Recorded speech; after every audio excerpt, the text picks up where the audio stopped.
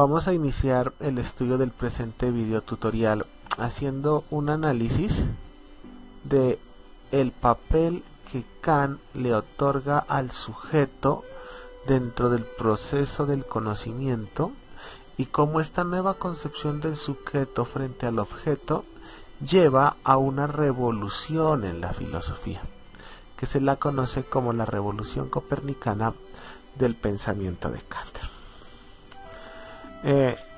Para Kant resulta totalmente evidente, de eso no admite ninguna discusión, que si en las ciencias como tal existen juicios sintéticos a priori, ello no se debe a la existencia de la ciencia como algo que se desarrolle de manera independiente o como algo que se desarrolle al margen del sujeto. La ciencia como tal es lo que es gracias al sujeto como tal. La ciencia, por lo tanto, formula juicios sintéticos a priori, pero al mismo tiempo la ciencia es obra del sujeto. El sujeto es el que permite la ciencia como tal. Esto explica por qué Kant, a la hora de analizar la posibilidad de los juicios sintéticos a priori en ciencia, entremezcle tal análisis con la estructura cognoscente del sujeto. Por lo tanto, para Kant se hace totalmente indispensable explicar cuáles son las razones, cuáles son los argumentos que permiten la existencia de sujetos que son capaces de realizar esos tipos de juicios.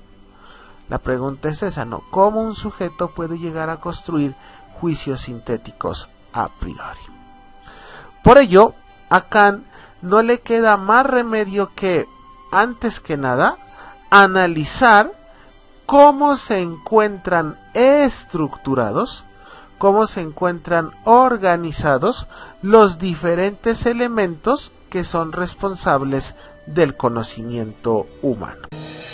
Uno de los temas más debatidos en la filosofía a partir del comienzo de la modernidad es el si recibimos todo lo que sabemos, todo lo que podemos conocer, lo recibimos por medio de nuestros sentidos, o hay algún elemento innato en nosotros, hay algún elemento, digamos, que esté antes, previo a la aportación de los sentidos. Este ha sido el gran tema de debate. Los empiristas más o menos anglosajones como Locke, Hume, etcétera, optaban radicalmente por que todo nos venía como datos de la experiencia. Una línea como la de Leibniz, etcétera, pues sostenía que el entendimiento era previo de alguna forma también a los datos de los sentidos. Bueno, Kant establece a lo largo de su crítica de la razón pura un análisis magistral de la relación entre lo que recibimos por medio de los sentidos y lo que aportamos nosotros como estructura de ese material recibido por medio de los sentidos. Es decir, nosotros tenemos ya una organización mental, una organización de nuestras capacidades de comprensión que son alimentadas por lo que recibimos de los datos de los sentidos, pero esos datos tienen que configurarse de acuerdo con las condiciones de nuestra forma de conocer. Es verdad que no conocemos nada sin que los sentidos nos proporcionen datos experimentales, pero es verdad que esos datos experimentales reciben y se configuran de acuerdo con la propia organización de nuestra forma de conocer, que no tiene por qué ser exactamente la única posible. Es decir, piensa Kant, quizá nosotros no conozcamos nunca la realidad en sí, la cosa en sí, lo que él va a llamar el noúmeno. Es decir, ¿cómo son las cosas? Nosotros sabemos lo que las cosas a través de los sentidos nos dan para influir en nosotros y cómo organizamos ese material nosotros. Eso es lo que llamamos conocimiento. Conocimiento es la mezcla entre lo que dan los sentidos y lo que da nuestra estructura de conocimiento. Eso es lo que nosotros podemos saber.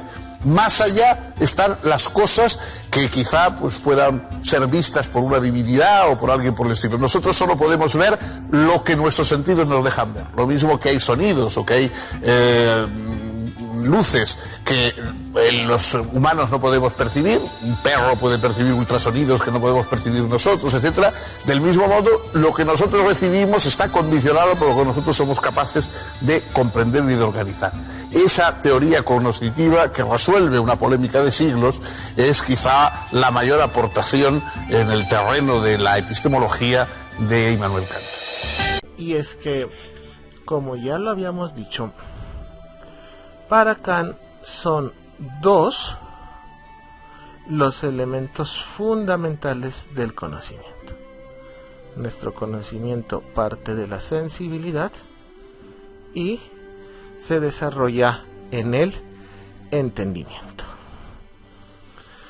Mediante la sensibilidad como tal, que recoge las posturas más empiristas de Kant, mediante esa sensibilidad, los objetos del mundo exterior, los objetos materiales, nos son dados y mostrados.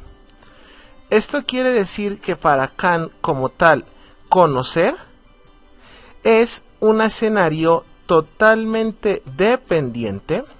Si yo quiero conocer, no lo puedo hacer por mí mismo.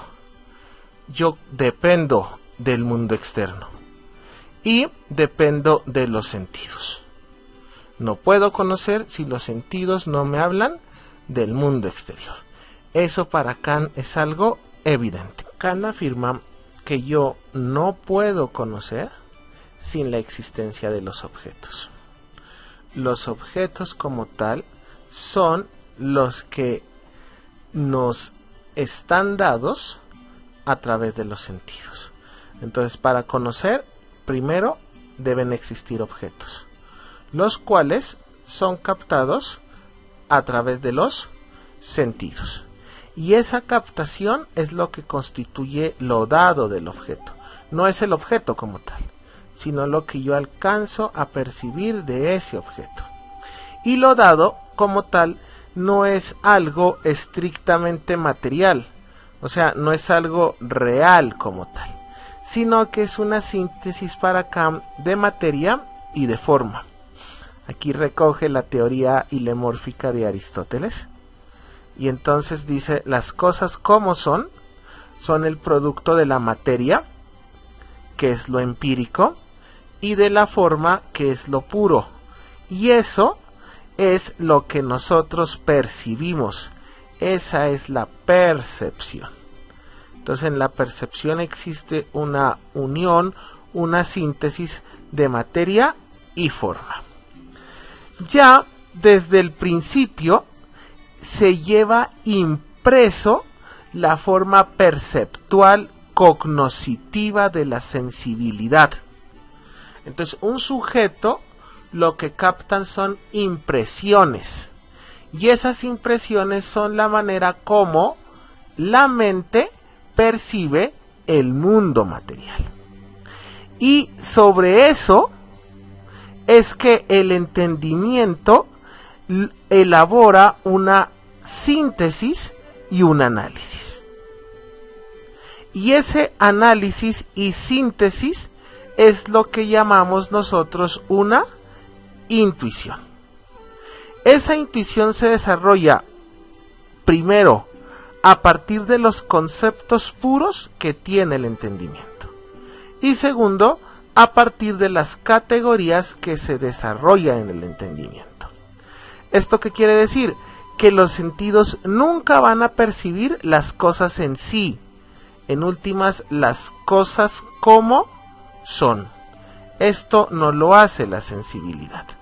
Es decir, el sujeto nunca va a percibir las cosas independientemente de un sujeto como tal. Las cosas no existen si no hay un sujeto que las perciba. Ahora bien, el entendimiento a la hora de conocer, cuando el entendimiento quiere tratar de entender el mundo, se encuentra con un material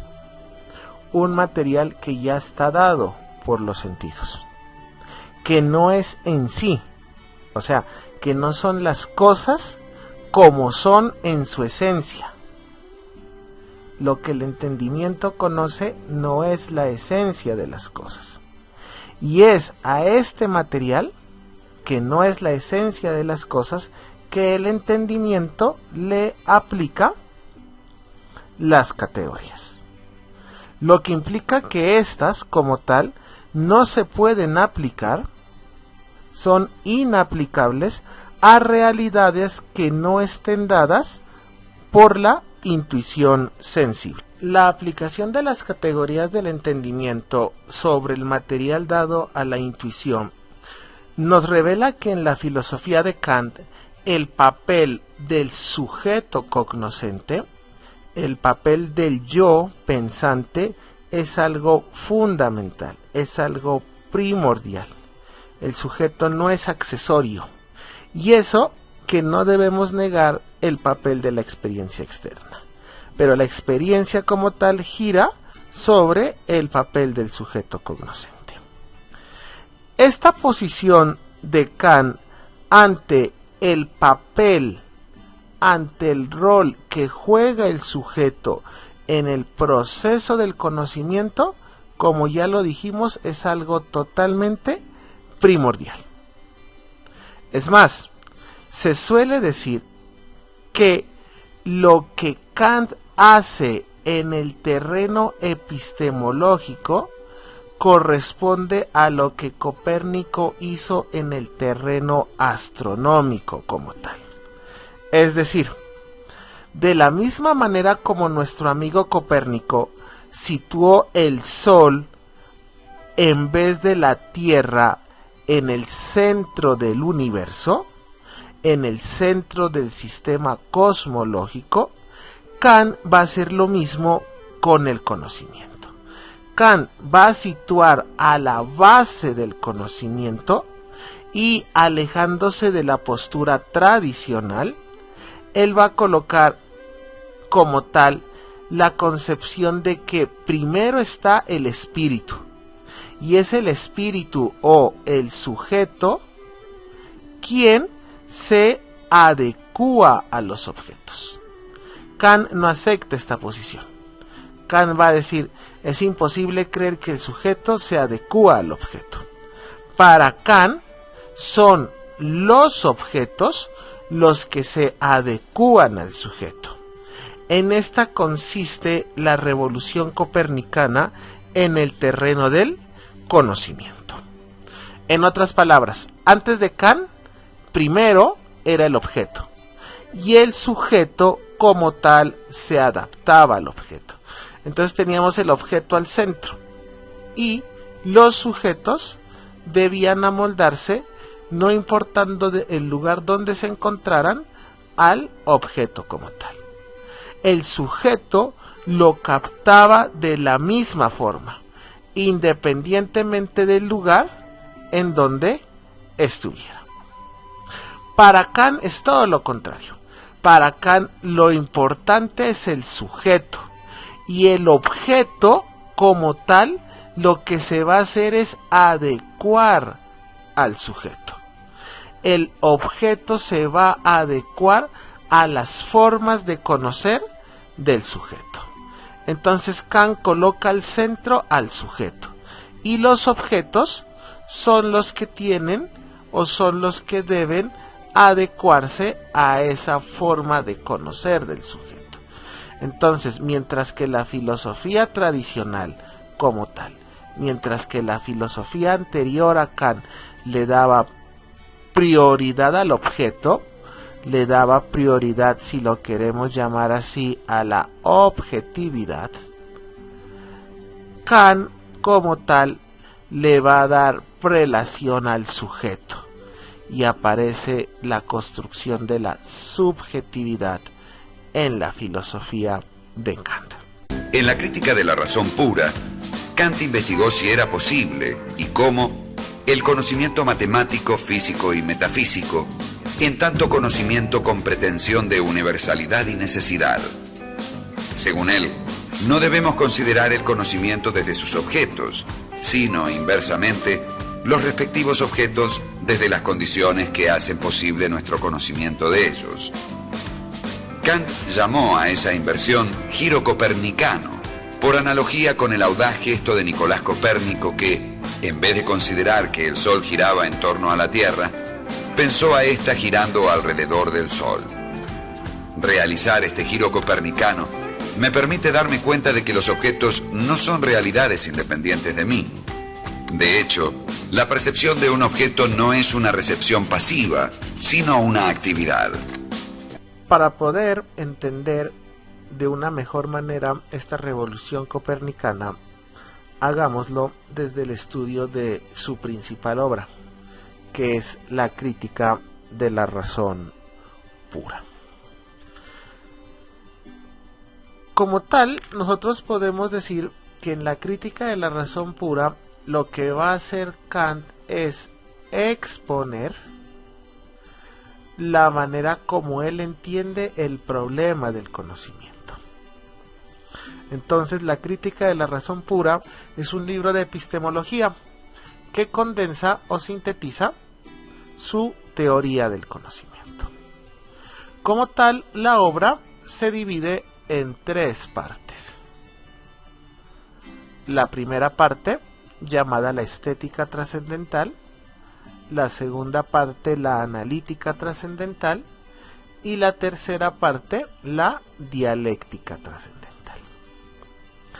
En la estética trascendental, Kant va a estudiar el papel de la sensibilidad en el conocimiento y la posibilidad de las matemáticas como ciencias. En la analítica trascendental se va a estudiar el papel del entendimiento en el conocimiento y la posibilidad de la física como ciencia. Y en la dialéctica trascendental se va a estudiar el papel de la razón en el conocimiento y la imposibilidad de la metafísica como ciencia. Entonces, como podemos ver, cada una de estas partes, estética, analítica, dialéctica, se corresponde con 3 tipos de conocimiento: sensibilidad, entendimiento y razón, cuyo estudio interesa fundamentalmente a Kant a la hora de construir la ciencia, matemática, física y metafísica. Entonces, para que nos vaya quedando un poco más claro, en la estética trascendental se va a estudiar el papel de la sensibilidad en el proceso del conocimiento y nos va a mostrar cuáles deben ser las condiciones a partir de las cuales se hace posible la matemática, y una matemática en la que se puedan construir juicios sintéticos a priori, que son la base de la ciencia. No lo olvidemos. Una disciplina es ciencia si construye juicios sintéticos a priori. En la analítica trascendental se va a estudiar ya es el papel del entendimiento en el conocimiento y las condiciones que hacen posible que la física sea una ciencia. En últimas, se van a estudiar las condiciones que hacen posible que en la física existan juicios sintéticos a priori. En la dialéctica trascendental se estudia el papel de la razón en el conocimiento y a partir de ahí se va a estudiar la posibilidad o no de la metafísica como ciencia. Es decir, se va a estudiar si la metafísica satisface las condiciones que hacen posible la formulación de juicios sintéticos a priori. Vamos a iniciar con la primera parte de la crítica de la razón pura, que corresponde a la estética trascendental. Muchos se preguntarán ¿por qué estética, no? Estética porque viene del griego aistesis, que significa sensación. Entonces la estética es el estudio de la sensación, y como tal ya nos podemos adelantar. Aquí Kant va a desarrollar sus posturas más empiristas. Pero miren lo siguiente, no es un empirismo radical, porque le pone trascendental. Y trascendental porque para Kant la estética ya no se preocupa del conocimiento de los objetos, sino del modo, y aquí la palabra clave es el modo, sino de la manera como nosotros conocemos a los objetos. Y esto solamente es posible de forma a priori. Por lo tanto, la estética trascendental, para que lo comencemos a pensar, se preocupa del estudio del conocimiento sensible a priori. Y ahí ya tenemos dificultades que son las que vamos a tratar de aclarar.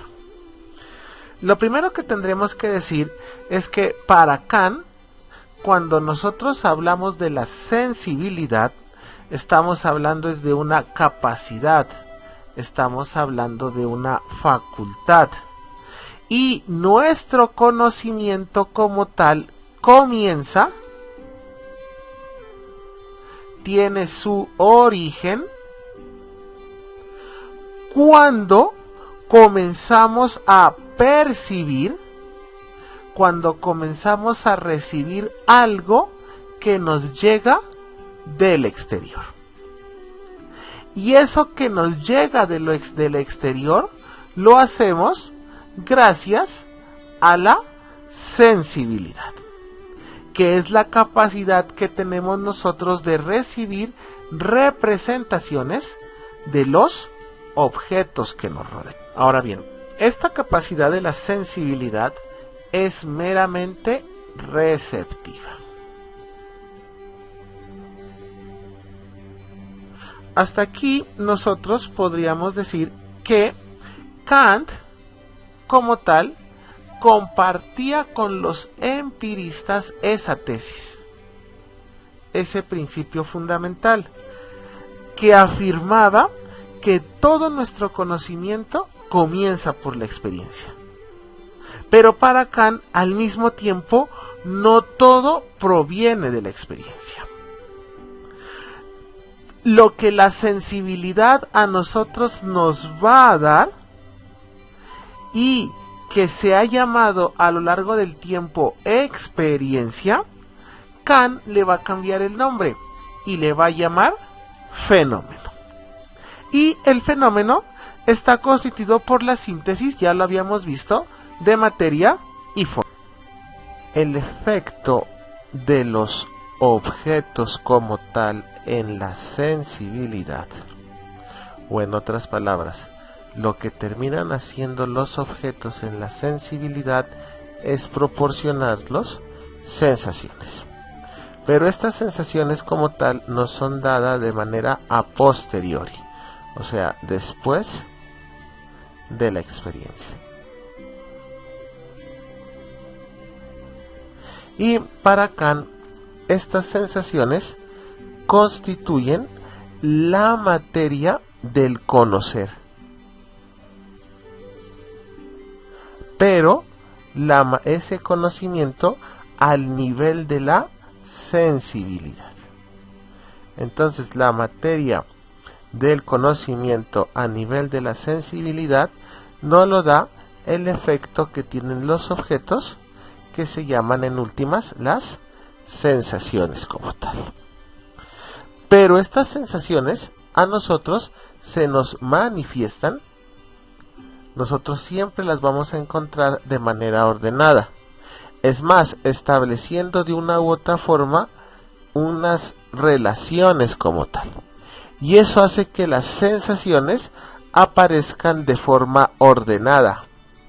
Esas relaciones establecen un orden en las sensaciones, en las cuales esas relaciones están determinadas por una forma específica sobre la cual se construye la sensación. Entonces, una sensación, además de tener una materia, tiene una forma, que son las relaciones que se establecen para poder ser ordenadas en ciertas categorías. La materia del conocimiento es lo que nos llega a nosotros, es lo que proviene de la sensación. O sea, son los distintos datos empíricos. Estos datos empíricos obviamente van a proceder del exterior, con lo cual esos datos empíricos son a posteriori. La forma del conocimiento, porque no se olviden que tenemos materia y forma, la forma del conocimiento es la que proviene del sujeto. O sea, el sujeto es quien va a ordenar los diversos, es quien va a organizar esa diversidad de datos, los cuales como tal se dan de forma inmediata. En cambio, el sujeto existe con anterioridad al dato empírico, porque la forma, el sujeto, se encarga de ordenar la materia. Los datos, como tal, son la materia del conocimiento, y la forma, el sujeto, se encarga de ordenarlos. Por lo tanto, esa forma, como está con anterioridad, es totalmente a priori. Y estas, según Kant, son las condiciones de posibilidad del conocimiento sensible como tal. Condiciones que son universales y necesarias. Es decir, que son, según Kant, trascendentales. Y para Kant, estas condiciones de posibilidad del conocimiento sensible son únicamente el espacio y el tiempo, a las cuales Kant les da el nombre de formas a priori de la sensibilidad como tal. Si nosotros decimos que son formas, lo que queremos decir es que como tal, ellas están vacías de todo tipo de contenido que sea empírico. O sea, el espacio y el tiempo son formas vacías. Ahí no existe nada. Y que el espacio y el tiempo sean a priori, quiere decir que se encuentran de antemano en el sujeto. Y el sujeto, como las tiene antes, las puede aplicar a los datos que provienen de la intuición sensible como tal. El conocimiento sensible solo es posible cuando se da la conjunción, cuando se da una síntesis entre la materia y la forma. O sea, para conocer sensiblemente se necesita de una materia, o sea, de un contenido que es variable, el cual procede de las cosas. Pero no basta con tener un contenido que proviene de las cosas. También necesitamos de una forma. En últimas, de unas formas a priori, que ya los hemos dicho, que son el espacio y el tiempo, las cuales son capaces de organizar la materia, los contenidos, y a partir de la organización de esos datos se viene a construir lo que Kant va a llamar el fenómeno como tal. El objeto es constituido por el sujeto como cierta unidad sintética de muchas percepciones.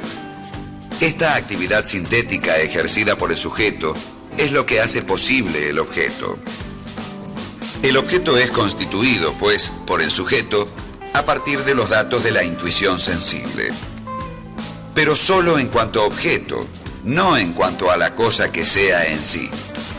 Por eso, Kant introduce la distinción entre fenómeno y noumeno. Fenómeno es la cosa en cuanto a objeto para un sujeto. Noumeno es la cosa considerada en sí misma, sin relación con ningún sujeto. Solo lo que es fenómeno puede ser objeto de conocimiento científico. Con el siguiente ejemplo, creo que podremos entender mejor lo que quiere decir nuestro filósofo. Imaginémonos nosotros que queremos llenar un vaso de agua. Lo primero que tendremos que determinar es, bueno, para llenar un vaso de agua, ¿qué se necesita? Y lo que se necesita pues es evidente, ¿no? Se necesita de un vaso y se necesita de agua. La pregunta es, ¿qué tiene que adaptarse a qué? ¿El vaso al agua o el agua al vaso? Y es obvio que el agua tiene que adaptarse a la forma del vaso. Kant afirma que lo mismo pasa en el conocimiento sensible. Y es que para que el conocimiento sensible como tal sea posible, se necesita de un contenido, o sea, del agua. ¿Y cuál es el agua en el conocimiento? Los distintos datos empíricos.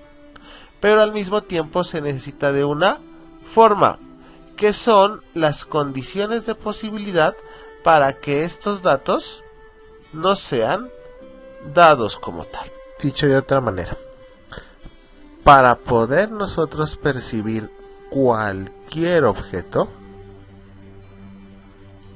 este tiene que adaptarse a las condiciones que de manera a priori, ojo aquí, a las condiciones que de manera a priori imponen el espacio y el tiempo.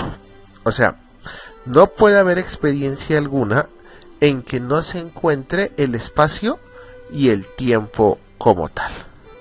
Introduce la inmensa innovación de presentar al espacio y al tiempo como formas del mundo sensible y por tanto no como algo que está en el mundo, sino como algo que está en la mente que se enfrenta a ese mundo.